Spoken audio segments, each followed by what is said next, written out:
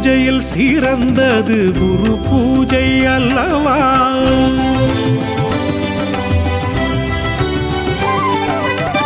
பூஜையில் சிறந்தது குரு பூஜை அல்லவா? அது அவர் வழி நடப்போர்க்கு அருள் தருமல்லவா? பூஜையில் சிறந்தது குரு பூஜை அல்லவா? அது அவர் வழி நடப்போர்க்கு அருள் தருமல்லவா?